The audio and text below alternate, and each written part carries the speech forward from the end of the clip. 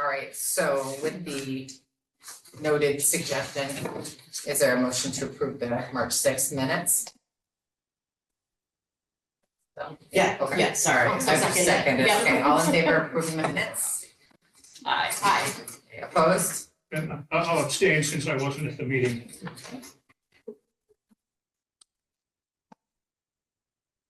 Okay, so the minutes are approved. I don't know why there's board restructuring. Oh, the board restructuring, I'm thinking, never mind, I'm thinking school restructuring. Turn my brain on. Okay, so I'm gonna hand this back to Lane now for board restructuring.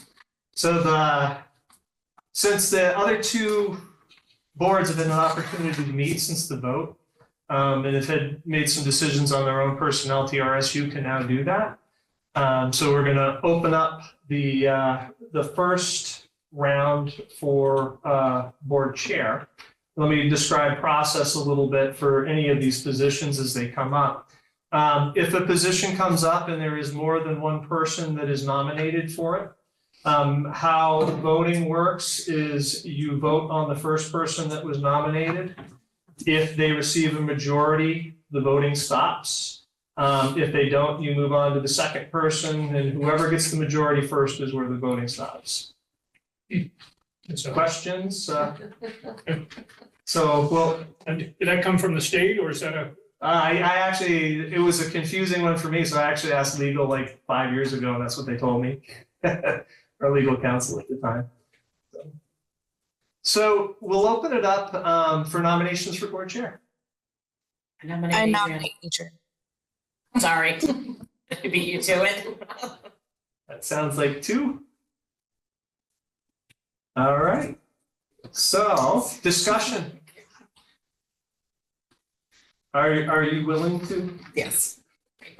All those in favor? Aye. Or looks unanimous. No nays and no abstains, so we're good to go, and I can hand the meeting back. Thank you. All right, so now we move to vice chair. So nominations for vice chair. Would like to nominate. I was gonna, is it me? I'll nominate Kelly. All right, I can nominate, yeah, so nominate in a second. Is there any other nominations for vice chair? No? Okay. All in favor? Aye. Ish. And there's no abstains, like I can only see Katie. She's the only one. Oh, did Lisa? So, Lisa. Oh, Lisa, that's right. All right, so Kelly will be our chair. Vice chair. Vice chair, sorry. It's just. I be tried clear about that. that.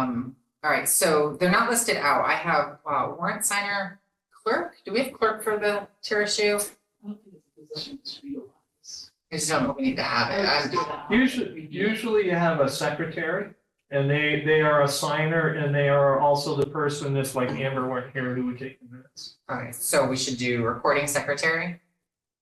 That would be Amber. Yeah, so another secretary and then recording secretary. I think they call it clerk. We call it clerk. Okay, so yeah, I would do the nomination for whatever position that you have, and then the way that you guys are doing it, I would do the warrant sign. Okay, so warrant signer, clerk, recording secretary. Mhm. Okay, so now, is there someone that's willing to take the position or nominate for warrant signer? It's really fun. Get to hang out with Cheryl. No, it's all electronic. Who's doing it? Me. No, for local Mount Holly, I was just thinking of. So I say this every time, I recommend that everybody takes a turn at it because you get a decent education about what our bills look like. Okay, so yeah, what does it entail? Right now, all you, it's review, it's done electronically, so you don't have to drive. Checks that we cut, and then the warrant to sign, if you have questions, you just email me back and she'll explain what that. The bills. Usually, It's every other week. It's done electronically, so you don't have to go in and do it. Would you be willing? it's usually either payroll or it's accounts payable, which is, whoever we're paying money to for service. Okay. Yeah. They're both each week, every other week. I'll nominate Katie Benson. second? Right, all in favor? I don't think we really need to vote on that one. Is that one we just, people keep it, I think, keep it consistent. Okay, all in favor of Katie Benson being our warrant designer? Aye. Am I opposed? Thank you, Katie. And if you need a backup, I can do backup still. So like if for some reason you're on vacation or something and can't, we can do it for her. Okay, so now we'll move on to the position of clerk, recording secretary. Is there anyone willing to take that position?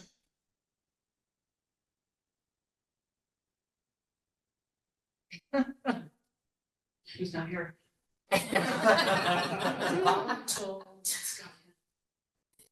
Yeah, I mean, like, again, I don't think we've utilized them at all. Yeah, no, I mean, it's because they're recorded, it's not really anything.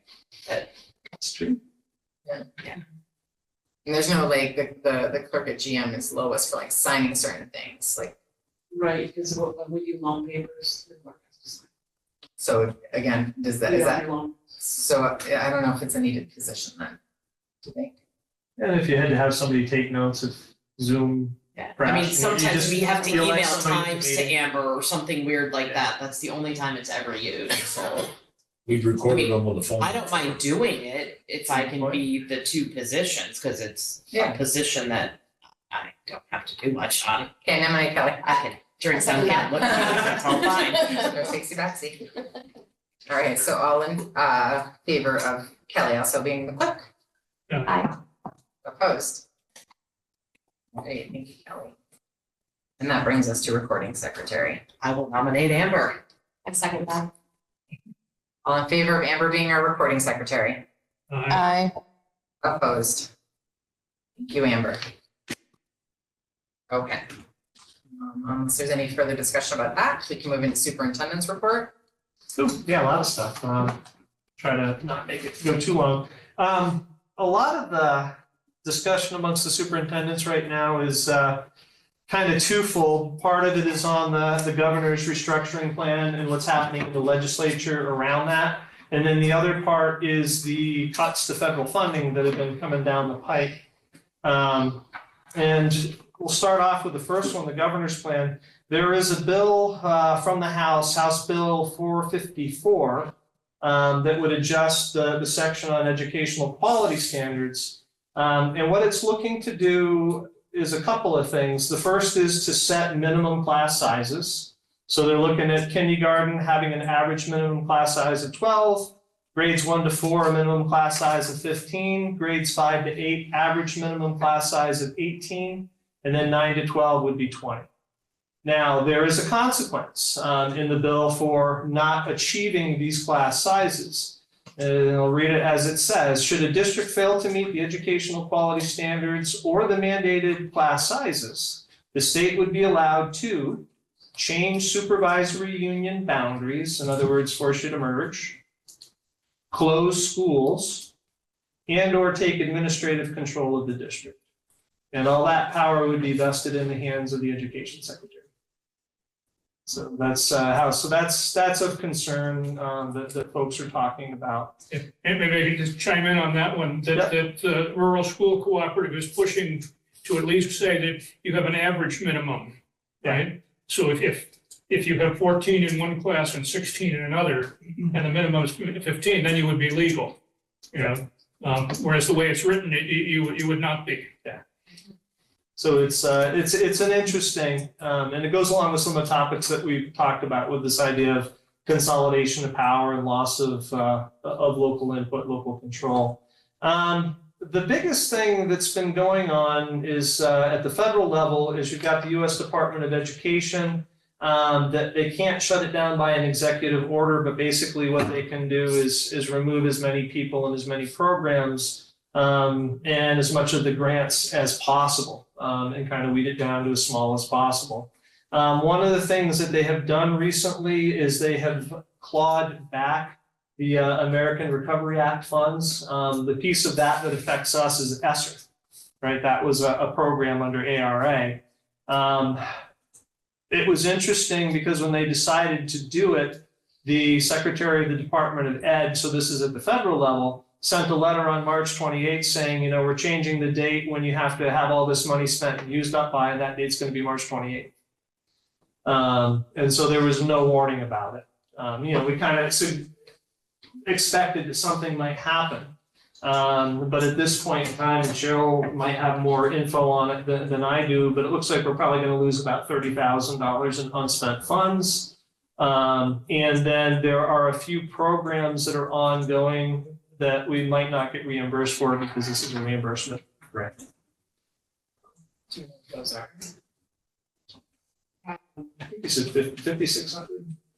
Yeah, That was David, no, University of Chicago is one, Yeah, we have not spent all that money, so that would be some of the, David Melnick, and I think we have spent some of that money. There's a third one, Greater Schools Partnership. I'm not really sure what that one is, I'll have to check with the police. Thank you. so this affects only money we haven't spent yet, not money we have I'm spent. gonna get on a meeting tomorrow and find the answer to that. yeah, this was true of the one on equity, the letter that came from the Office of Civil Rights, it's under the Department of Ed. The way they write it, I can't tell if they're just poor at writing or if they're purposely trying to make it cryptic so that you have to kind of dig through to find the meaning. The way that they wrote it, it sounds like everything stopped on March 28th. And they weren't very clear on, what do you do with stuff in progress or not. So the interpretation that I was able to get out of the people that I talked to was it just stopped on March 28th. Anything that's unspent is clawed back. So good question, but yeah, it'll be good to see what their opinion is on it, because it was a very confusing letter. Would outstanding bills, like if a service had been used prior to that end date but hadn't been paid, would that still fall under? I don't know, Okay. but I think that we are very, because some of those programs haven't gone on yet. I think David Melnick might be the only one that we might have a Is billing in process. Okay, The other stuff like hasn't started or. We have to okay. figure out more. So on a positive note, and we'll see some of this in the data that we're going to look at in a minute, is Vermont does an assessment of what it calls its equity schools. And the schools are expected to do their part to ensure that all students, regardless of their circumstances, are performing equally well with their peers. They did the assessment on TRSU, and they do a rating. It's an equity 1, an equity 2, or an equity 3. Equity 3 means you need some help. Equity 1 means you're doing exceptionally in terms of the service of your kids.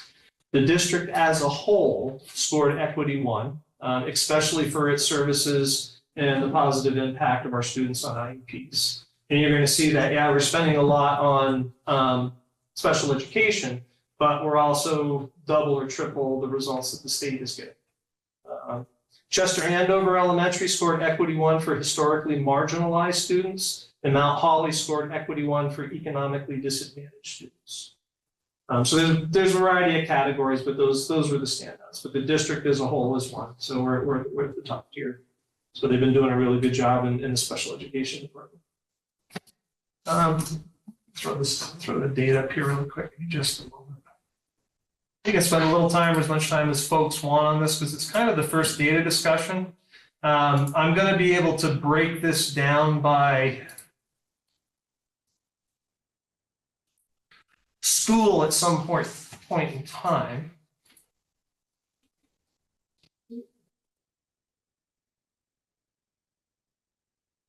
Yeah, it actually works. And we looked at a lot of this at Ludlow Mount Holly at the end of last month. And so I'll kind of go through, it's mostly just charts and graphs. This one I'm going to warn you about.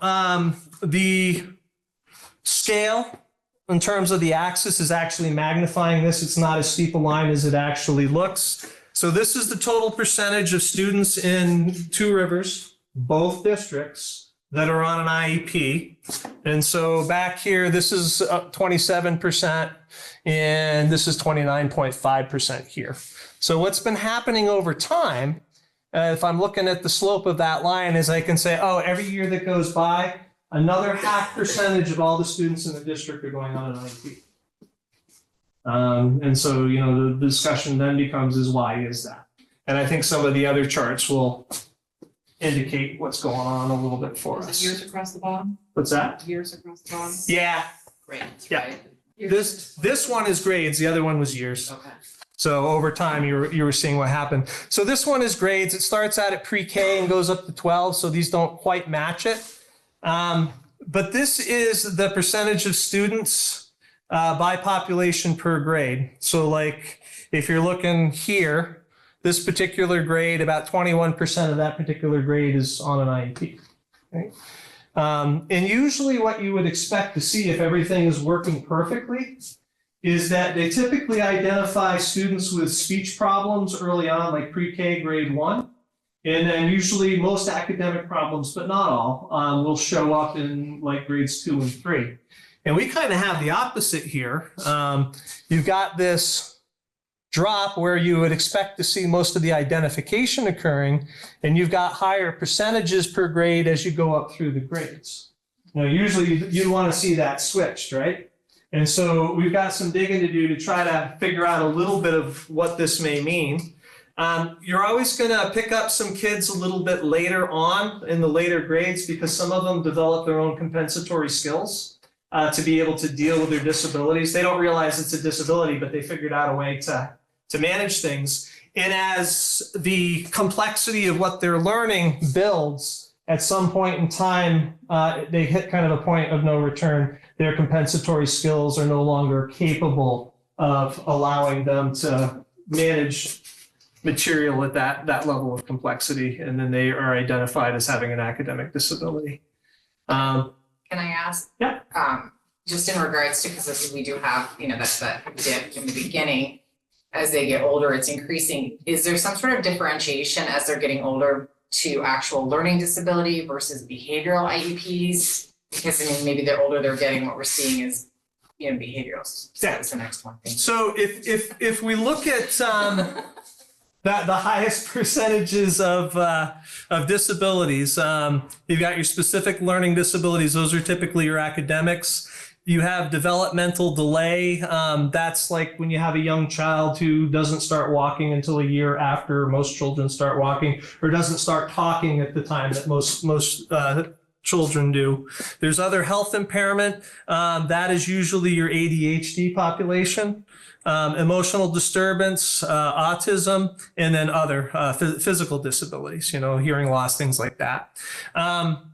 One of the interesting things is if you take a look at where the national average is, right? So in terms nationwide of the students that are on IEPs, 32% of them fall into the academic category. And so here's the difference between us and the national average. So we have a much higher percentage in terms of developmental delay. And people that are medical probably know more about it than I do, but typically those happen because of problems in birth and problems during pregnancy. So that's interesting that it's that much higher. Here's the emotional disturbance. We are actually about double what the national percentage is. And why that is significant is those are typically the most costly students to work with. They're either, 1-to-1 aid, which is probably about $60,000 a year, or they're somebody that we send to an outplacement at between probably $120,000 and $300,000 a year, not including travel expenses.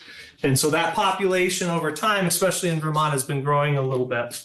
The one where we're doing significantly better than the state is other physical impairments, right? So it's kind of an interesting breakdown there. Would this data be available for the state of Vermont to be able to compare other? That's what I'm gonna ask. I'd be curious to know, instead of like us to like the national percentage, like a regional. I tried to search it. It's not something that they have. There is enough data there that if we wanted to compile it individually by grade, we might be able to figure out what the state average is. But that would take a little bit of massaging to do. With salary count, we should be able to get a state breakdown because they report it that way. Mm-hmm. I can't imagine that it. When was the last time the state data was updated? Well, no, but it would be a couple of years old for sure, but it would be comparable if we went back to our data from that year as well, I would think. The only thing that I can say definitively is that at least in terms of the overall percentages on an IEP, on average in the state of Vermont, is it is very close to the national average. So that's not separating them out, but it's just saying the national average right now is between 16 and 17%. And that's true for Vermont as well. The total percentage of students on IEPs. It's gone up a little since COVID. Prior to COVID, it was always kind of like rock solid at 14 for a long, long time. So I guess this didn't answer my question. And my question was on the prior one where, you know, we had this dip at the beginning or, not the high levels of identification. So these are identification points. This is when they're being identified. Yeah, so certain disabilities are picked up early. That's what I was trying to figure out. Like, are we seeing more like emotional disability as we're going up? Okay. Actually, no. Emotional disability is happening earlier. So is there any way to tell like what we're picking up later? Is that behavior like? Yeah, my guess is, so this is if we're taking educated guesses, my guess is it's these folks here. The academics that are being identified later. And again, the reason is because if I've got simple material to learn and I've got a moderate disability, I'm probably going to be okay with it.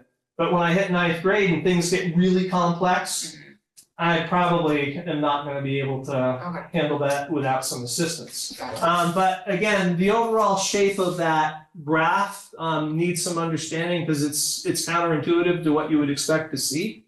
But there may be good reasons for it. I think the thresholds changed for being able to go on to an IEP recently.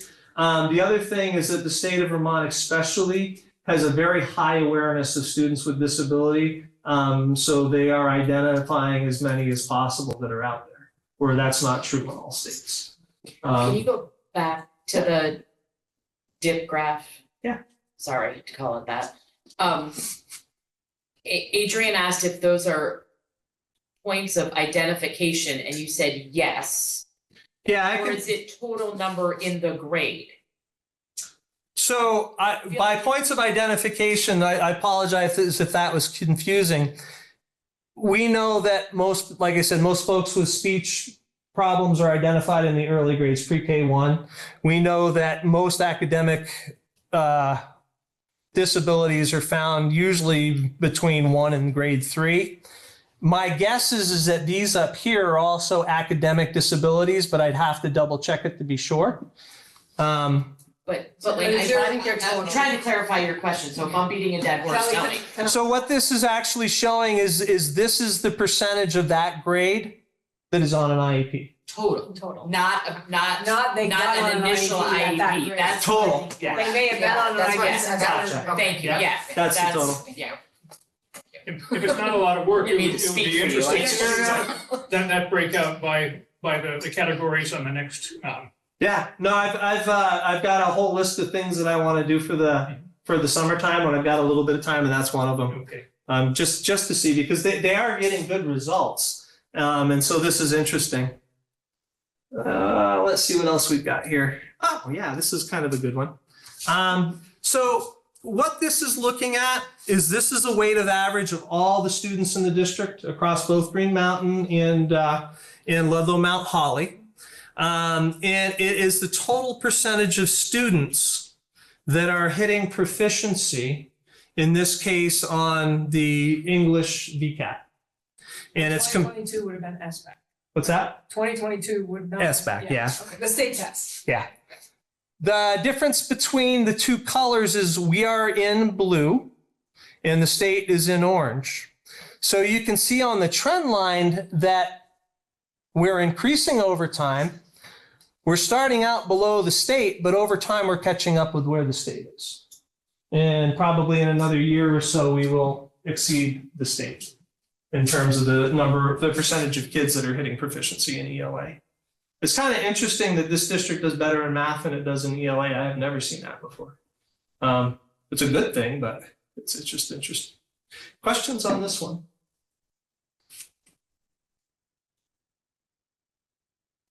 So this is where things fall out that are really nice to see. So the other graph was all the students. This is just a weighted average of all the students that are on IEPs. What percentage of them hit proficiency when they took that VCAT.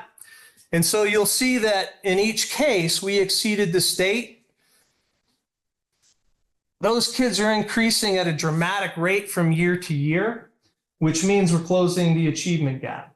You've got the regular population like this. You've got our students on IEPs like this. At some point in time, they will meet. And that has been a primary concern, especially from the federal government ever since No Child Left Behind came out, was closing that achievement gap. So in terms of English, they're doing really well. And we can take a look at math. Again, we're blue. We're actually the white line in this case because blue wasn't showing up good on the graph.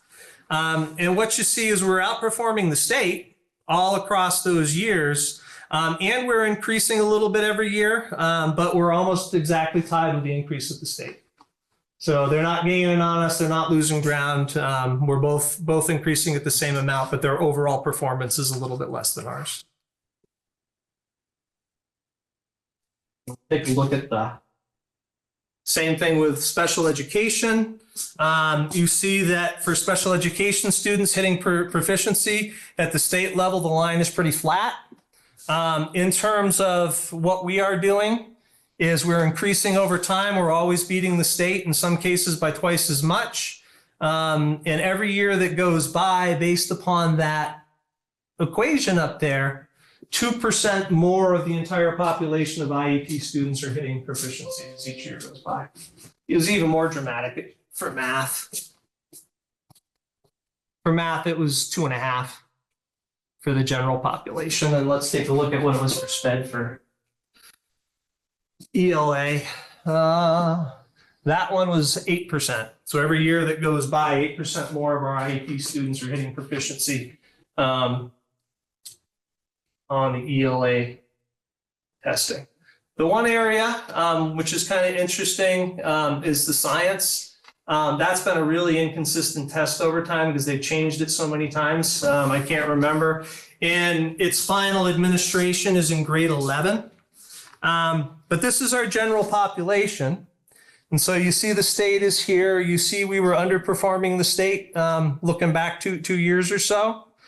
We're actually beating the state as of the last round of data that we have, which is good. And that's a nice steep line. We'll continue to increase most likely based upon what I'm seeing there and continue to separate ourselves and improve over the state. So the data is good. The one area we got to take a little bit of a look at, and my guess is probably because not as much time is spent on it, is our special education students when it comes to the science exam. We're still beating the state, but we are decreasing, and we're decreasing at a little bit more of a rate than the state is. So questions on these parts of these? Hopefully it's good. I'm talking fast. I had my 15 cups of coffee this morning. Only 2? That's it, unless we... I have a question. If we're seeing kids make proficiency, my expectation would be that then kids would start to fall off IEPs at a greater rate at the higher grade levels, and they're not. So you're hitting one of the ideas to say. Yeah. So what do you think's happening in those higher grade levels? They should be coming off IEPs, and they're not. That's yeah. So that's a possibility. Yeah. It's a good observation. Unless they're on IEPs for behavioral or some non-academic reason. But if you are improving, if you are able to access the curriculum, even though your behavior is horrible, you're not on an IEP. The trick is, as long as you're... That's not always true, because you have functional performance, so there's... That's used to be the case, but it's not. But I mean, even if a kid is on an IEP for behavior reasons, if they're accessing the curriculum and they're making progress, their behavior is probably also making progress, and you would hope it's not going to be 100% equal, but it should be. No, my watch keeps telling me it wants to connect me to some satellite. I don't know what that means. Okay, good. I don't want to. We don't have satellite. Was that it for the report? Yeah, for superintendent. Any questions for Lane? I have one other question. When you were talking long before this, sorry, I should have asked it then, but when you were talking about the equity scores, you mentioned all of the ones. Yeah. are there other ones we should hear about, or, I mean, I don't want, I appreciate highlighting the great stuff, but. Yeah, there were none that were less than equity one. We were equity one. So we were perfect across the board, okay. So you have some categories at some schools that the populations are too low and there's no measurement for them. Everywhere they were able to measure, we were equity one. Thank you. So it's a good card. Okay, any other questions for Lane? No? All right, moving to TRSU. Facilities, sorry. Okay, try to be real quick, echo off of my last report, that Green Mountain is working on the likeness and image for the new mascot. That all cleared up, contacted the state, reaffirmed that the Grizzlies was gonna be fine, so Mr. Broadley, I think, and Miss Leith are working on that.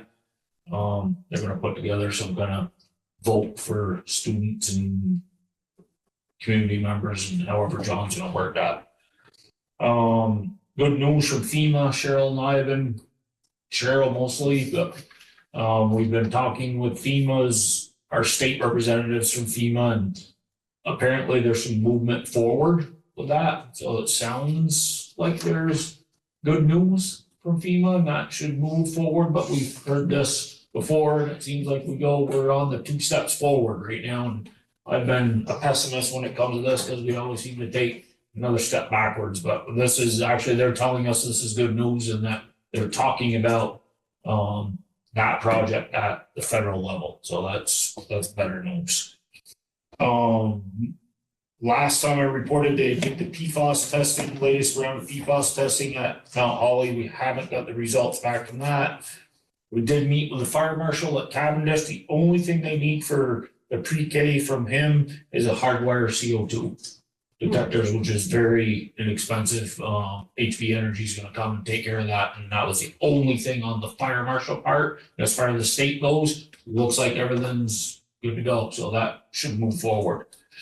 I contacted Harper today because I haven't seen any results from the source testing from the PCB that they did.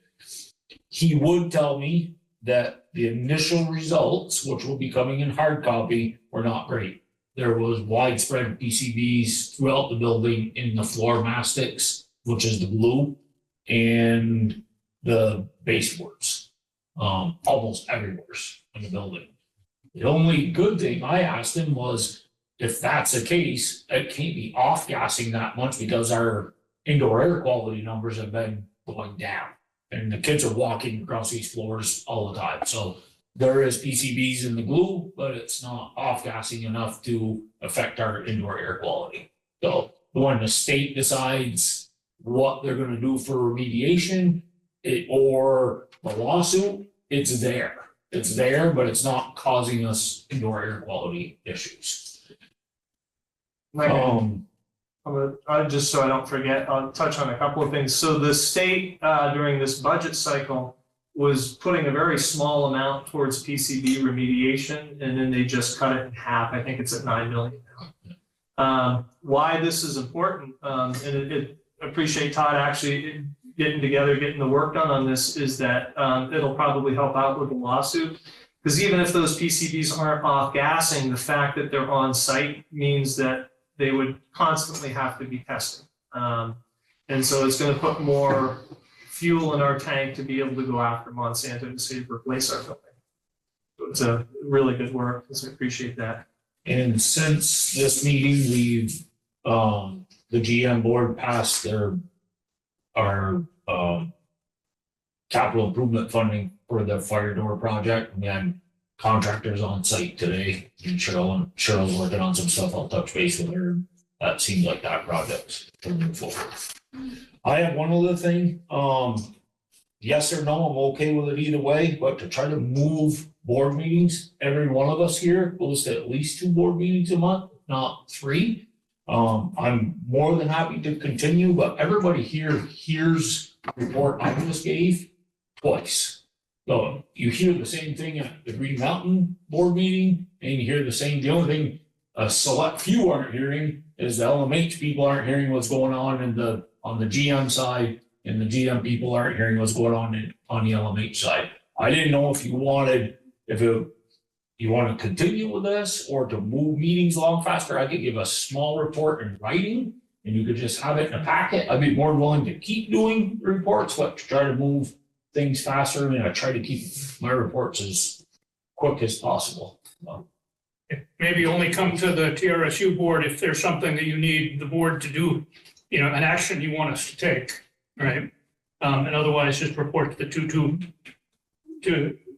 district boards. But that's up to you guys. I spoke with Lane about that, maybe with policy governance, that's gonna change anyways. I mean, Yeah, we've or- been talking about. Or that. if or if the board has specific questions, that it's appropriate. The other piece would be, under policy governance is your job is oversight, right? That's the major component. So if I'm giving you reports or your superintendent is giving you reports and you don't believe that they're telling you the truth, that's when you call in, you know, hey, this is a facilities issue, let's go to the facilities person and make sure that this is correct.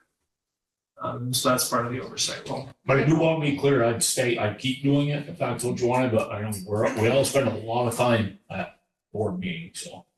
I mean, I think that maybe until policy governance is in place and we've got, you know, the guardrails set up on what we want to hear, it would be good to at least have a written report. Yep. Because I appreciate on this board knowing what's going on in LMH. Sure. You know, I don't need to know it for GM, but here in this role we do, so, and vice versa.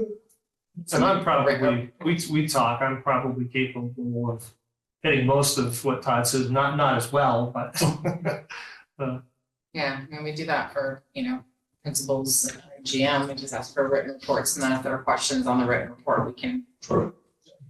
send them through you if you want.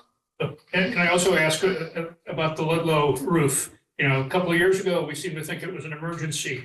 Well, And we're paying less attention, you know, we haven't heard as much about it, and so is it, I mean, we all know it's something that ought to be fixed. Right. Is it, how urgent an emergency is it, do we know? not on a scale of 1 to 10, not high, right? Not at a level, not at a catastrophic level, but the roof has a problem.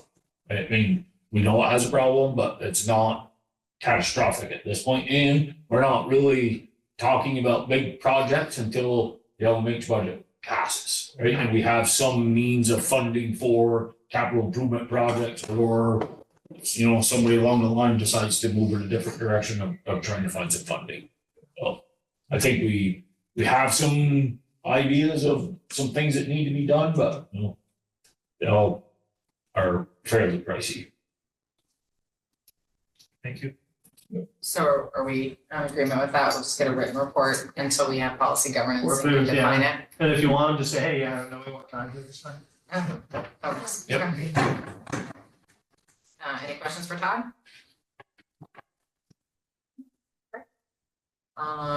That brings us to the curriculum director's report. No, I'll talk a little bit about this, with Louisa's written report. She's kind of in the same boat I am this month, as we're scrambling around, trying to figure out which college, because we got to make decisions by May 1st, so we're doing college visits and things like that. So the biggest piece, I think, that's a question in the air that the curriculum directors across the state are trying to deal with was this equity quality standards, right? Making sure that all students, regardless of circumstance, have what they need to be able to perform at the same level of all students. That's a requirement on us. At the same time, however, an executive order came out about 2 months ago that said you cannot treat anybody differently, no matter what category they're in. And so we're kind of in this holding pattern, trying to figure out what to do. If we don't do what the state is telling us, they can get grumpy and get upset. If we don't do what the federal government is telling us, they could potentially take our federal funds. And so there's not a clear answer on which path to travel. So there's been a lot of discussion about trying to figure out what's the best and what's the safest.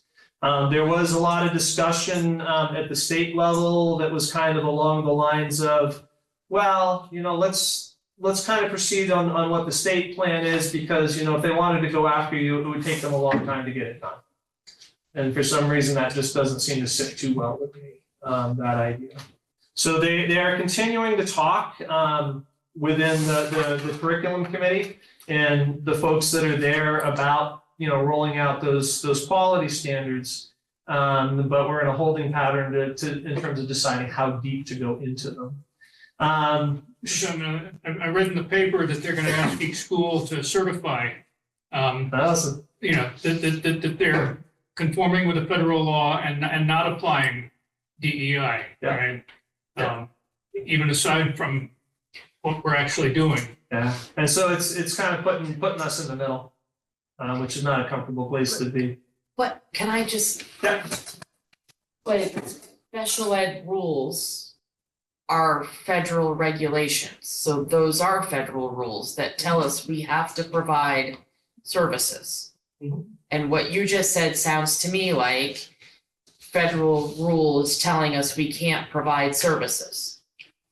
I don't think it's specifically looking at special education. I think it's more along the lines of the equity standards, are about making sure that people understand a little bit about Black history, Jewish history, things like that. And so they're saying, no, you can't focus on those things. You can't single out one group over another. Technically, what you're saying, based upon how they worded things, is possibly true. Is that, yeah, they're claiming you got to do things that are against the Americans with Disabilities Act. They did an interesting thing though. Instead of saying, okay, the same thing was for the harassment, right? If you were to protect a category, you might qualify for an investigation under Title IX and Title VI. What they did is they didn't say, okay, we're taking those protections away from those categories. They said everybody gets those protections. So they did it by raising everybody up instead of tearing down the ones that had it, the way the wording was interpreted. Am I making a little bit of sense? Wow. Yeah. Not that everything's making sense. You can when you're talking about some of those people. She's moving forward right now, which is great. Working on the data that's required for the continuous improvement plan. Kelly was awesome. She had an old copy of the climate survey that typically goes out. So we're getting geared up to try to get that out. I've been looking at it the last day or two. She shared it with me, so I may connect with you on how to get it set up in a Google survey to go out. Because that'll be some of the data for the continuous improvement plans that we've got to keep updated for the state. She's working with the mentors that mentor the teachers. They are revamping the handbook and kind of changing the program around a little bit so that it's not just supporting new teachers and orienting them to the school, but it's also going to make them available if we have veteran teachers that are struggling a little bit, to be able to connect them with a mentor who can help them, improve their practice in whatever area they may be struggling. Read Vermont, which is a program that the state was putting into place and had grant funding for. The state recognized that early literacy was a problem in the state of Vermont, and so started to push programming for that. Read Vermont was one of the stronger programs that they were expecting people to follow through on. That funding has been taken away. And so that's on hold, and we're waiting to hear a little bit from the state on kind of what to do next, since it was an initiative that they were rolling out. The VCAT assessments are ongoing right now. And then there's a really good group of folks that are working on our MTSS process, making sure that there's a handbook, making sure that things are being properly documented, that we're following the process of actually ensuring that teachers are trying to accommodate students within the classroom first, and trying some things out. And then if it's still not working, able to report back to the education teams within the building that, yeah, this is what's been tried, this was the effect, so that they have some data to work with if they create an education plan for the students. And they're working on the documents to make sure that everything is being tracked the way that the law requires. So that's kind of the curriculum report for this month. That's a lot. Any questions? Okay. Financial report. Okay, I'd like to start off by telling you we're having a federal monitoring for finance. I've been waiting for this for 7 years since I became business manager, because generally they do it for the new business managers, but then COVID hit, so they're just getting around to it. It's like So- a birthday party for you, right? I'm so excited. So I provided them with all the information, and then they'll come down be on site on the 24th, and then they'll get a report. But there's not, they're gonna find something because they do, and that's their job, and that's what they're looking for, but, I feel very confident with what we've done, so I'm not worried about it. You have March in the, folder. Central office has spent 71.6%. I currently see us, looking at a surplus, because of some of the changing positions that we have in central office. Transportation, Green Mountain is 63.55, and Ludlow is 45.89, and Ludlow is losing their bus driver now, so. So we actually haven't taken any assessment, and that part is mostly because we have gotten the state aid. We have one more payment coming, and once we get that, then we'll kind of settle out. Instead of moving money back and forth as the money comes in and out. Special ed 70.19%. The way everything's looking, I do expect that to be a deficit, which is probably really surprising to anybody. I don't really know how much at this point, but I just, we have left for tuition where we are. So, any questions? Any questions online? No? So, Katie and Lisa, I don't know if you've got the agenda available to you, and the packet, but there you can see there's quite a list of seven policies that went through as first reads last March, and I think with the transition of chair, and I think there was some other back and forth going on in March, these somehow didn't make it onto the agenda for a second read. So we need to be in compliance with this audit. We need to do a second read. Since it's been a long time, I would like to give everyone, a few minutes to go over them. I certainly don't particularly remember reading them, so. I could do a brief overview, but it's probably better to read. Yeah, I mean, they look like they're relative, Too long. huh? Yeah, Some of them may not make sense, though, if you're not. Are they all policies that are already active at our local boards? Yes. Yes. Okay, so Yeah, both boards voted it in, it just didn't seem they made it to the second round at TRS. They made it through the first. so both the GM and Ludlow went through first and second readings, though. Yes. Okay, so this is more fun, right? Okay.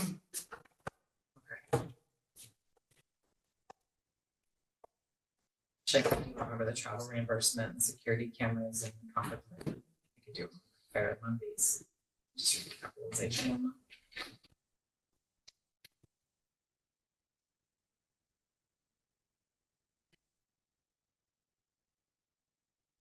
Remember the sponsored school literature one? Does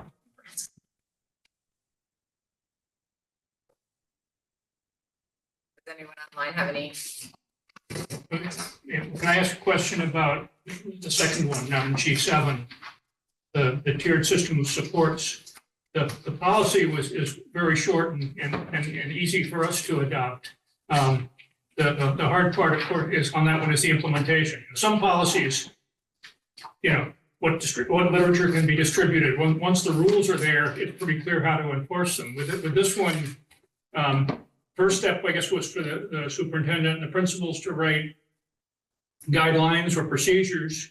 But then the second half of the question is, how should we be evaluating how well the policy is being implemented? So that, and we can talk about it from a policy governance standpoint. That work is currently happening. That was the MLSS that we talked about, where they're creating handbook forms and making sure that the best practice is happening first in the classroom. So if that were something that the board wanted to monitor in particular, that would be one of the policies that you would have through the policy governance process. And then it would be my job to interpret what you mean. So you would say, we want to ensure, or the superintendent shall not allow the schools to operate without a proper MTSS program that meets best practice requirements and state regulations, right? And so it's my job to interpret what that means.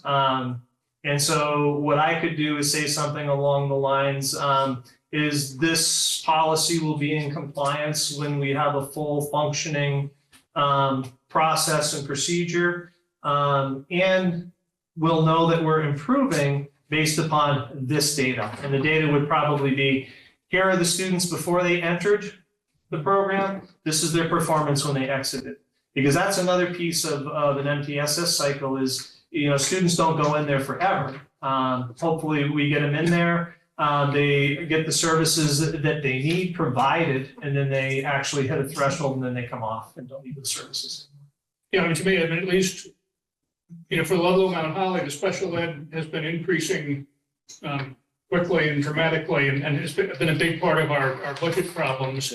And that if this effort is working successfully, then you should have fewer people, going into special ed. So I'd be interested, at least as one person, to be hearing, you gave us the update already as part of your report about the work that they're doing. But then again, I'd also be interested in how you're going to evaluate your progress. We're going to be doing another policy governance meeting coming up that we'll discuss, and that would be something we'll talk about at that meeting and how we want reports and how it'll be evaluated. April 22nd. Election day. All right, so with all that being said, are there any? Can you give me one more minute? Oh, The sorry. policy That's okay. was easy and straightforward, so no comments on that. Yeah, that one's a huge one. And they have those systems that are up and running now, they're just not as codified as they need to be.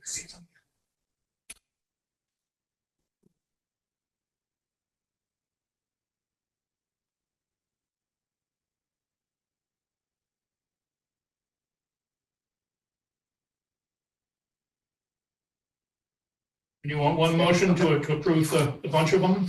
I know, I like to, we can do that. I just like to read them off into the minutes for Okay. ease of trying to locate them again. So, yes, a motion, and then if we can just read them off, which ones you're motioning to. Okay, so I would move that we approve the 7 different second readings of the 7 policies. The G1, curriculum development and coordination. G7, the tiered system of supports and educational support team. E4, prevention of conflict of interest in procurement. E15, security cameras. E13, travel reimbursement. E2, capitalization of assets. And finally, H4, distribution of non-school sponsored literature in school. Is there a second on that motion? I'll make. Second. Oh, you got it, all right. Any discussion? Can you just clarify for me, Elaine, what, on, E2, page 1 of 1, number 2, it says definitions, estimated useful life. An estimated time period that an asset can be used for the purpose of which it was intended. I'm assuming this means things like if we buy a boiler and a boiler's, okay, that's, I just want to make sure I wasn't. If you were in private industry, these would be called non-earning assets. They're your buildings and your equipment and things like that. And that the years is how much you depreciate. Right. Thank you, I just want to make sure I was right. Okay, so a motion on the floor is to adopt the 7 motions. Made by David, seconded by Kelly. If there's no further discussion, all in favor? Aye. Opposed? They are all adopted. Thank you for doing that. Thank you. All right, so that brings us to new business, vendor contract discussion and material. So this,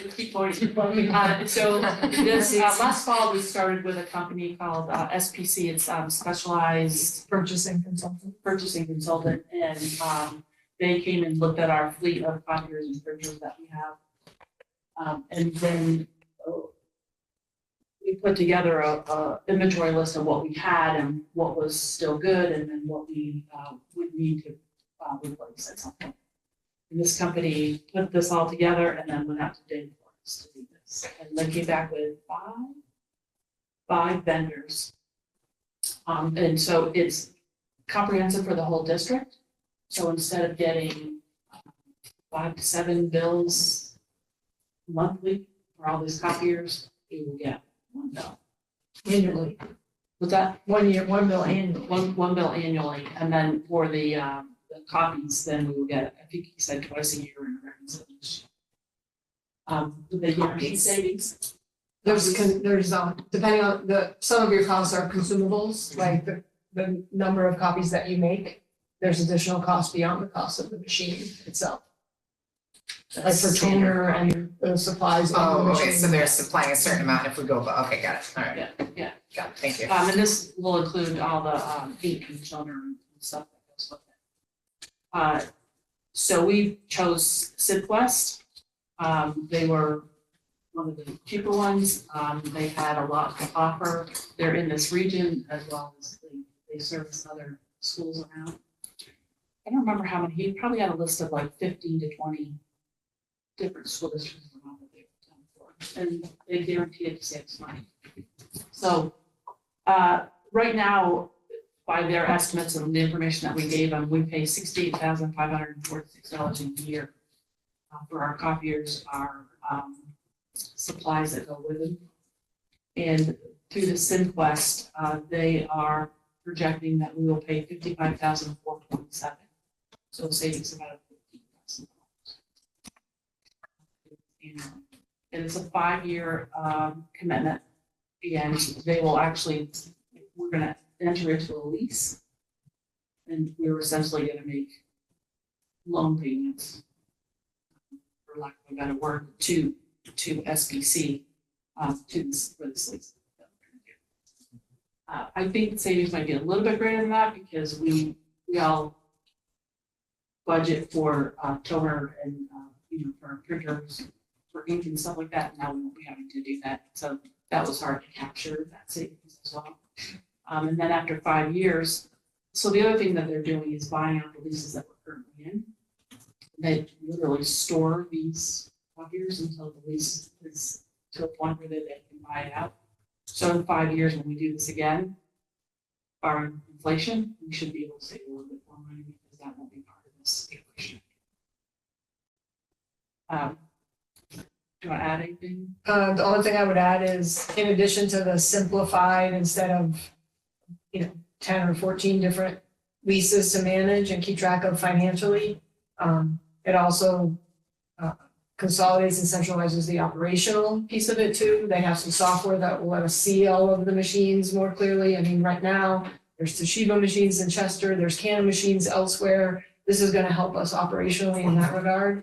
And they're a consortium, so all the districts that Cheryl referenced that they work with, they can leverage, SBC is the buyer, so the cost of the supplies is significantly lower. Like for color copies, it's like 10%. The unit cost with them is 10% of what the unit cost on our own is for color copies, and 25% on the black and white. So the point that Cheryl's making about once this lease cleanup happens, because we've got a bunch of them, some of them coming to expire and others not for a while. Once we get past that, we should realize more savings in addition to the operational ease that will be created. Did you talk to any of their schools? I mean, saving money is great, but if their service sucks and we don't have things fixed in a timely manner. They did talk about that. I don't think I talked to any school specifically about Simquest. We talked about SBC as well, and they were highly recommending their service based on other customers. Because there was one they said kind of stay away from this.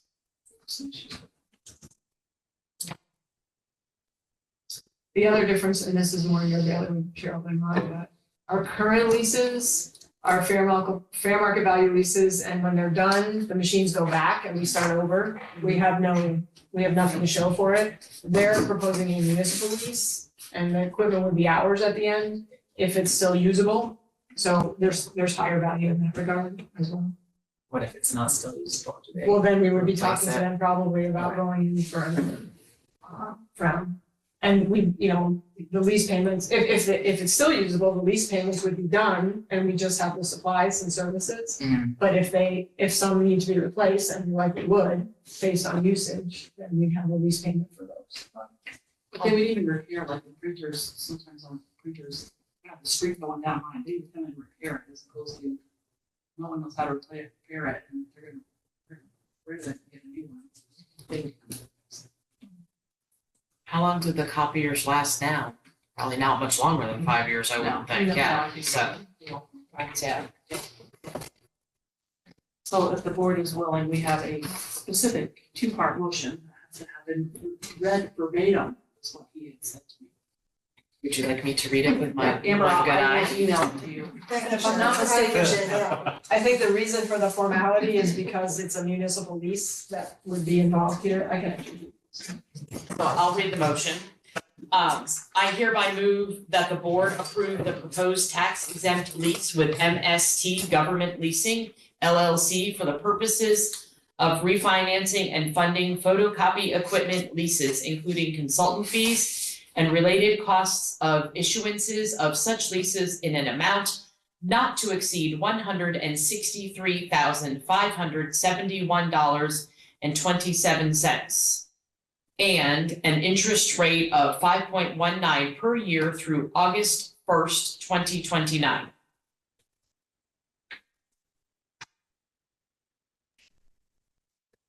Yeah, sorry. So that's for the 5 years. So total 5 years would be $163,571.27.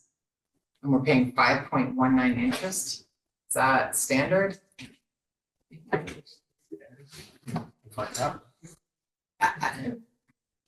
making this lovely motion. Can we talk about it for a second? Because I just have a question. I don't know if people want Should I to second the motion Okay, and then we thank can you. talk about it? I heard that we're currently paying roughly 68,000 and the new copiers would be about 55,000 a year. And this is for 5 years, and if my quick math tells me 55 into 163 is like 3 years, so So I don't get the that's for math. the copiers, Okay, and then the maintenance and stuff like that. Is a would not separate. be- Yeah. okay, thank you. That makes more sense now. So the first motion is on the Yeah. floor, it's first and seconded. I second it. Okay. Any other discussion? What are the dates to it? Say that louder. What are the dates? Like, when is it? I'm assuming July 1st, although it's That's not in my 25. motion. And then through August 1st, 2029. That would be the final payment. Sounds Okay, like so 4 years. before, that's why I was so due for 4 years. That's where I'm thrown off. The So first 25 payment will to be 26. this August, and then this payment and 4 more with the fifth one would be in. So it's like you pay for it before and then for the whole year. Yes, we preview. Perfect, thank you. Now it makes sense for me. Okay. So in regards to motion 1, if there's no further discussion, all in favor? Aye. Opposed? I'd like to make a second motion. I hereby move that the board authorizes the superintendent to execute and deliver the tax exempt lease with MST Government Leasing LLC on such terms and conditions discussed and provided to the board, and to execute and deliver any such documents required to execute the contract with Specialized Purchasing Consultants, Inc. In other words, on the sign. Can you say that louder? In other words, they're asking to give me the permission to sign on behalf Right. of the board. Okay. Is there a second? I'll second that. Is there any discussion? All in favor? Aye. Okay. Thank you. Can I just, is Lisa still on? Yeah. Okay, I can't hear, so I don't know if she's put her hand up now. No, Yeah. I'm keeping an eye on. Okay, thanks. Okay. Is there any more under new business about?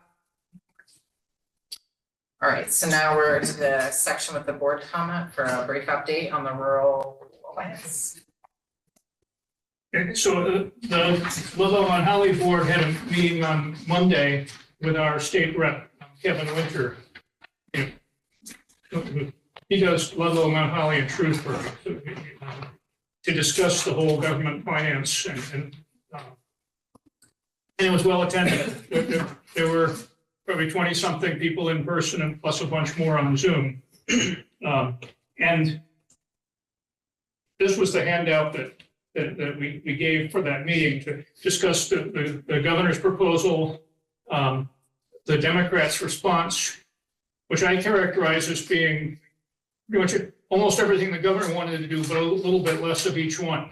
You know, instead of having 5 districts, you'd have, what, 19? I don't remember the number. 17. Our district, instead of going to Brattleboro, would only go as far as Springfield, right?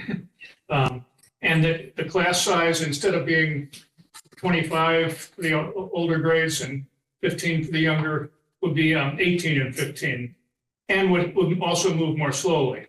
But what Representative Winter said in his introduction was that his view of the problem is that we're both spending too much money on our kids, and that he said we're failing, the schools are failing, you know, that we're getting poor results.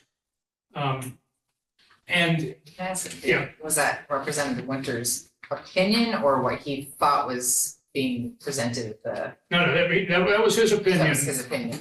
And he was sort of echoing the governor as sort of the source of his opinion. Okay.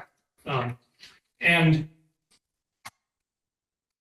so that was part of the focus. I mean, it's undeniable that we're spending more per student in Vermont and in our districts than most other states are.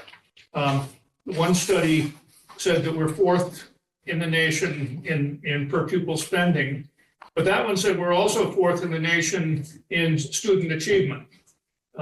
And which for them was a combination of standardized tests and graduation rates. And I don't know, they threw a couple of other factors in there in making that determination. And so what several of the people at the meeting were saying, often in disjointed ways, from, you know, when each person speaks once, and was that they thought it was important, first of all, to maintain local control, so that individual districts could make decisions about their priorities. And secondly, that small classes are often important, especially in the elementary grades, so they can give individual attention to the kids.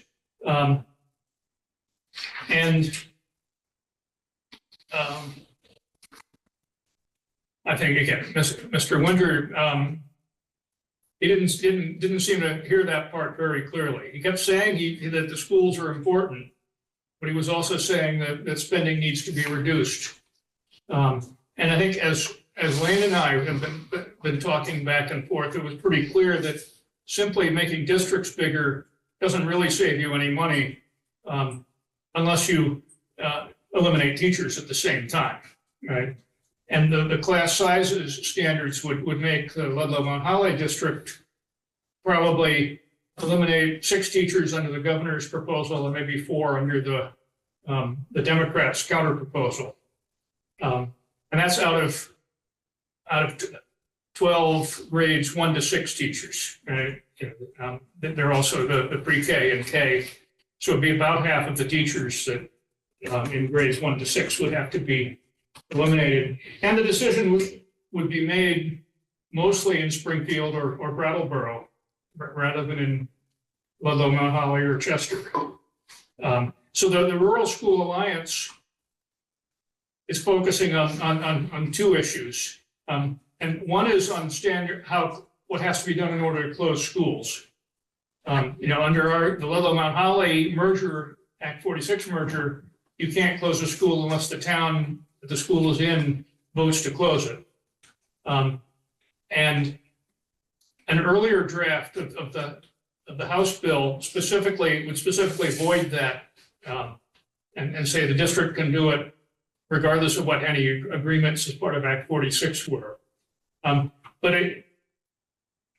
by enlarging the district, basically if the people in Brattleboro or Springfield outvote the people in Ludlow and Mount Holly, then the district could decide to close our schools and can keep theirs open. And so the Alliance is trying to add language to the bill that would set up a procedure before you can close a school. So that it would involve local feedback and involve a local vote that in some drafts, it's determinative, in some it's merely advisory, but set up a process. And I said, and the other thing that they're pushing for is to keep the decision-making at as local a level as they can get away with. And I think we all know that things are happening quickly and unpredictably in Montpelier. And where it looks like the Democrats want to go is a study bill, but that would include very specific standards for what the group should come up with. Again, the governor doesn't want elementary schools to be smaller than 400. That would mean closing all 4 schools in our supervisory union, probably building one somewhere in the middle. I'm not sure that those numbers are in the Democrats' bill.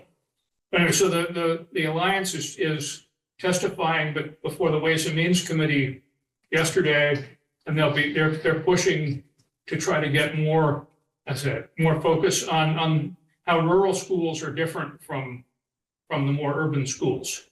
You know, of course, you know, in Massachusetts, districts can be bigger, you know, because one town, you know, will have many thousands of students, right?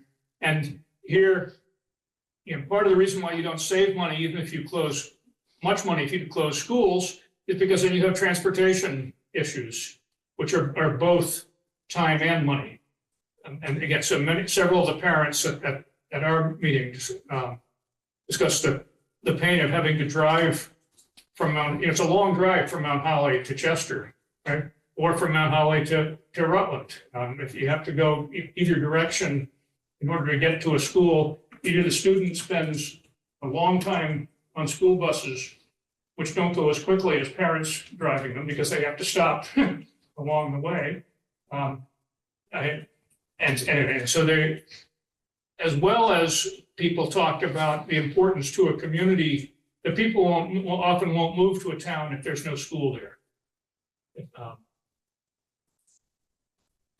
Anyway, that's sort of where the discussion is going, and Great. And it's hard, I'm making no predictions about where it's going to end up. I have a question, Dave. Yeah. Was there any discussion, and I was away, I wish I could have been at that meeting, but was there any discussion about whether they close schools or keep them open, how they're gonna finance to bring our aging schools back up to the 21st century and our aging deficit, and how we're gonna find where the money's gonna come from? No discussion at all at our meeting. I think in Montpelier, it's raised as an issue. You know, they're saying, yes, of course, if we close, we have to do the construction fund. But nobody's talked about how much money to put in or how to do it. I think again, the Democrats are looking for the study commission to come up with some numbers, and the governor just, I think, punted on the issue, basically.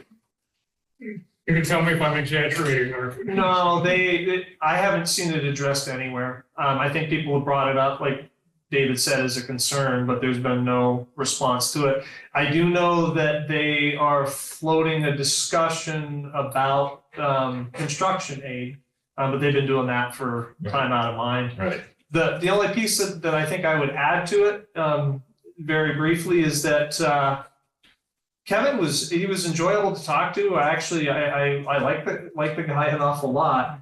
But he said it himself. He said, you know, we really don't know much about this. And I think if I were to have a concern, and only one, that's it, is that the legislators that are making this decision have no clue of what these impacts may be at all. And that's deeply disturbing to me. Yeah, Especially with how fast they're planning on moving. I mean, I worked for years for the New York State Legislature, where the staff for the Education Committee is probably 8 to 10 professional staff, right?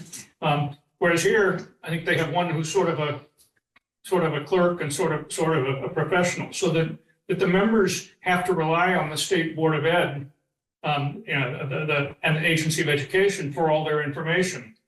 And that's part of the reason why they messed up Act 127, because nobody really took a look at how districts were going to react and what they should do about it.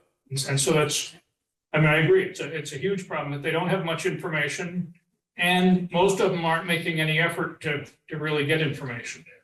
I think the intent is good, but little bit of knowledge is dangerous, right? I just have a comment because it makes me crazy. When he said we're paying a lot and getting poor results, I don't know where that statistic comes from. I personally know that I was taught very locally, and statistics can say what we want them to say. I just opened up 3 different web browsers and Googled, how does Vermont rank? What is the ranking of schools? Just worded them slightly different. And I came up with 8th, 5th, and 17th. So I don't know where they're getting their information and how valid it is, and I wouldn't trust it. Yeah, on the back of the sheet I gave you, there's some more sites to go. Yeah, no, and I'm just saying, kind of for the public, because they hear a statement like, we're doing poorly, and I just don't believe that's as accurate as people are throwing it around out there. And the comment about that this study was done with no regard to Vermont, and Vermont is very different.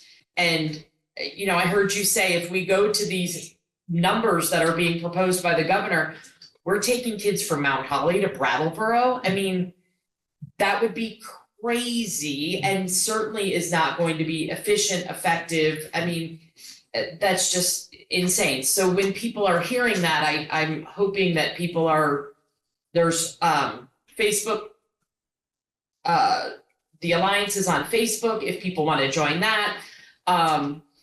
And there's surveys to be filled out, and if families can fill that out. The other thing that I think makes our schools good is that we have a good teacher to student ratio, maybe too good at times, I do admit that. But the best indicator of our schools, or maybe not the best, but one of the best indicators of our schools doing well is relationships. And you need a smaller group of people to build better relationships. And that's, I think, a huge determination of why we're successful in small schools, why our special ed numbers are achieving more than our regular ed when we look at those graphs earlier and things like that. So I just don't want people to hear that statistic and take it at that face value, because I think there's a lot more to look into. And are we perfect? Absolutely not. But we're not that bad either. The last comment that I'll make, which I think is important for the legislature to realize, is it is patently unfair to blame the schools for the performance of students when we live in a state that the legislature is constantly providing us mandates with how we run our schools and how we operate. If they spent a little bit of time actually collecting some data and seeing the impact of what they have made us do over the last 10 years, I think it would tell a very telling story. I'll leave it at that. Thank you for that. All right, if there's no other discussion, we'll move into public comment. Public has their hands up. Here, let me see. Oh, there's something in the chat.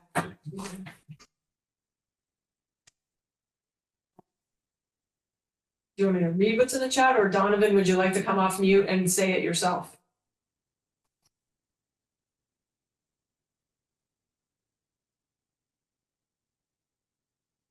I can read. Yeah, I saw. Can you hear me okay? Sorry, I was trying to get my microphone working. Yes.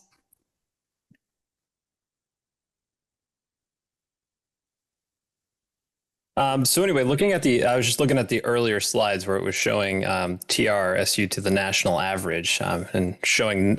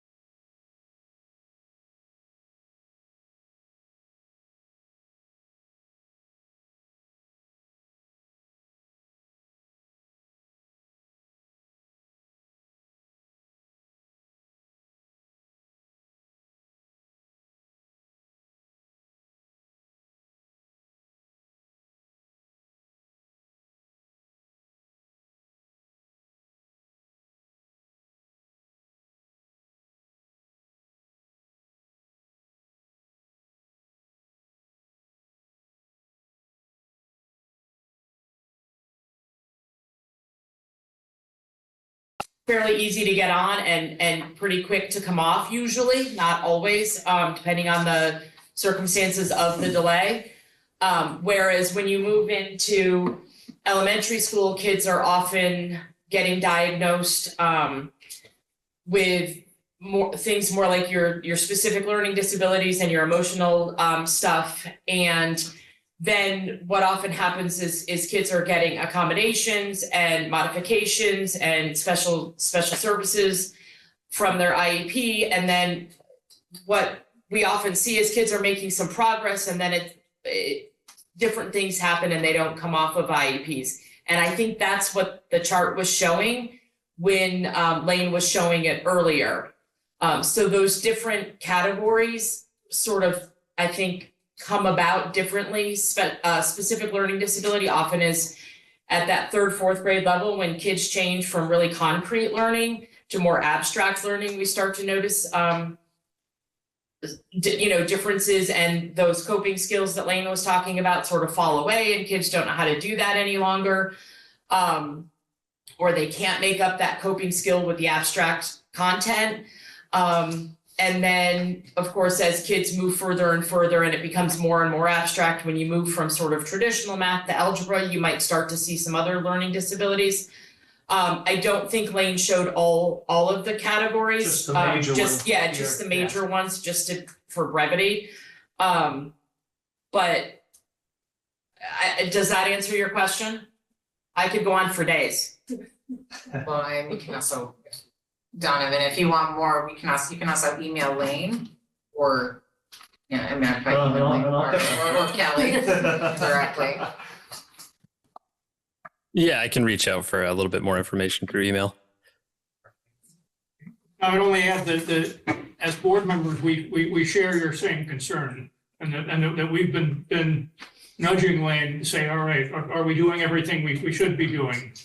And Lane has been more than nudging his special ed director and the teachers and principals to see if we can't do better.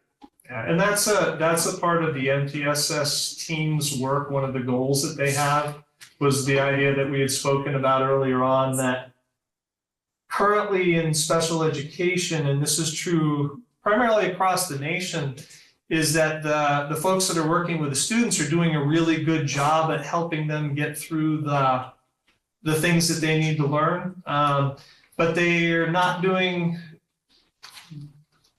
what probably is a better way of approaching it, which is teaching the kids the skills themselves so that they can do it themselves. And so that's one of the things that we're talking about. How do we change our service delivery so that we're able to do that? So we're kind of in that process. So it's good questions and good thoughts. Yeah, thanks for the question, the comment. If there's no other public comment, we'll move on to our executive session. Have any information about it to Personnel, this is contracts for. like for the motion though, like for someone to read. Executive session, 1 VSA section 13, for personnel appointment and or evaluation. So I move that we go into executive session pursuant to 1 VSA 313. Inviting, so inviting Lane and Cheryl. Right, second. Thanks, sir. You don't need Second that. to stay. I miss you, Todd. Here you go. Give me a second here. I'm gonna put people in. I'm sorry, who seconded? On record too. Yeah, I gotta pause. 48. Your clerk is on it. 7:48. And chemo is almost there. They're back in. Report. Yeah. Yeah. Okay, I see it, all right. Okay, so. So I'm gonna make a motion to increase non-bargaining staff by 4% for the upcoming school year. Is there a I'll second? second. All right. So all in favor of the motion on the table of increasing non-bargaining staff by 4% over the next, Aye. for the next year, sorry. Aye. Opposed? Aye. Motion passes.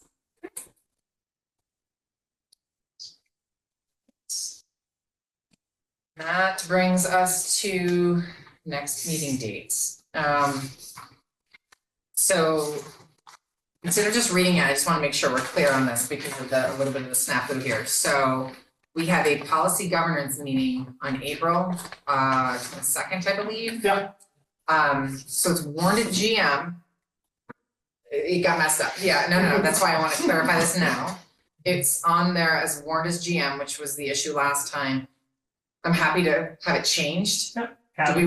This is where we're now screwy, because I think we were supposed to be at Ludlow this month. So do we do policy governance at Ludlow, or do we just keep it consistent and come here? And just split. And just, flip flop. yeah, So up to you.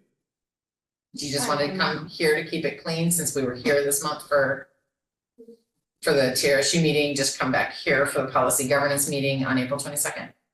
That's fine with me. Does that work? Just so like, we're not like, oh, where was I? I'm gonna. Elliot still do that. Yeah, because I think the original, I think you mentioned it was to be in the same place that we're gonna. Yeah, exactly, yeah, we were gonna just try and keep it clean, so we weren't back and forth. Alright, so on the 22nd, TRSU working group in Cavendish. Yes, Okay. 6 to 8, It's 6 p.m. 6 to 8, yeah. Okay. There is a Zoom option as well. Oh, we were recording. I thought she was gonna be okay with Oh, Ryman. Alright, next I didn't know what meetings, she might be. Sure. April 22nd, 22nd. policy governance. Work group at Cavendish, 6 to 8, and then Zoom. 6.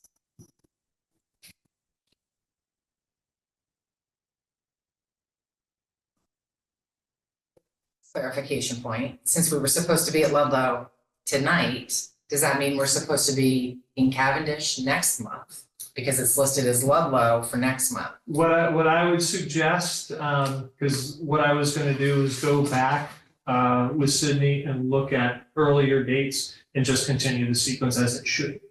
That's, yeah, so that's what I'm trying to think, so I think. Should be and not switch it. What was your, it was odd and evens, right? When we first did this, we were always odds in Cavendish And evens. and in Ludlow. evens in Ludlow. And then it swapped at some point, right? Right, and I think it swapped in July when we didn't have a meeting, Okay, so it put us off cycle, but. I'll get it back on. okay, And then what? But are we gonna So meet being 3 in meetings in a Cavendish- row in this school, and I don't care, for me, I'm driving by all the schools no matter what I do, so. that's what I'm just trying to figure out Right, where we're but for gonna the be. public who are traveling and the purpose Yeah, that of makes sense. switching schools was so that we were, you know, All right, Cheryl, what do you think? I just think we should get back to where we were, so we should have been in Ludlow, correct? Yes. Yeah. So next month, we should be here. Yeah. Correct? So why don't we do Cavendish next month, and then we're just back on track, instead of trying to like, does that work for Sounds good. everybody? Okay, okay. so May 1st will be our regular meeting here. It just goes back and forth between the two. It doesn't Yes. do Chester or Mount Holly. No, we just go Cavendish Okay, and because Ludlow. they're more More central. central, exactly. Okay. That'd be Right. too many schools, I get all confused. And I'll send you the, once we get that complete, I'll send it out. And it'll also be a good thing to put on the website. That way people will be able to plan out Totally well agree, in yeah. the future. Yep. All right, so let us do, is there any more? I would just say, because I've been pumping those Facebook pages, if we can get this out that, you know, we're gonna be in Cavendish on these days and get meetings out, I think, you know, it's taking a few times, but I'm starting to see people sharing it and people talking about it, and I think that's what we're looking for, so the more we put on there and. Well, we've got, just more for the public, we've got the meeting that is coming up on, is it April 8th or April 9th? I'm gonna send the email out again tomorrow anyway, but we have 2 meetings that are set up. We have one in Ludlow that is next week. And then we are gonna have one in Mount Holly the day before the re-vote, which is the 21st. And so we'll get that information out for anybody that wants to come out and ask questions. What is the April 9th Yeah, I meeting? don't think either of them. That's an open forum. Isn't that a regular meeting? Now, let me see what date, let me see what date I have it There's as. the open forum before our regular meeting, Right, so it's like 5 to 6. and then our Yeah, regular meeting you is got it. 6 Is that, and then you're, and that's in Mount Holly or Ludlow? That'll be at Ludlow. And then the next one will be Mount Holly. And Lane, when you guys meet tomorrow too, if you look at the like upcoming events on the TRSU site, because like for the 9th specifically, it has 3 different Ludlow Mount Holly board meetings, like listed, still from 6 to 8, but I Yeah, think one of they're them's all just supposed to be like, the agenda, one of them's the combined link, in. and yeah, I'll see if they can combine them. So I'm like, So Vermont Journal had the front page, top of the story is the April 22nd revote. okay, This is also, again, probably for us, but the meeting on the 21st is, what are you calling that, Lane? Because that is in the middle of vacation and we have no board members available. the 21st? 21st, that's the first day back. First day back, okay, all Yeah, right, it's you're the day, right. it's the night before the election, so You're that's just an open forum for anybody who's interested in, talking about the budget, understanding it a little bit better before they go to vote. And that's only Mount Holly. Yeah. And the reason for that was because it didn't make sense to do it during vacation week. Right. Even though I'm more than happy because people just aren't gonna be around. great, we good with that? I Alright, think so so. let's do our board evaluation and then we can go home. So board members are given and have read agenda background materials prior to the meeting. I did not, I will admit, I did not read the policies. No. Got me? So I'm gonna say most. Board members are respectful of each other, the public and the administration. Board members handled conflict openly, constructively. Just like, Board members focus on the role and responsibility of the board. I think we do that pretty well. And then board members act as a team once a decision has been made and work collaboratively throughout the decision-making process. Yes. All right, you're good. So may I have a motion to adjourn? So made. Ellie, Second. all right, Kelly and Dave. All right, thank you very much.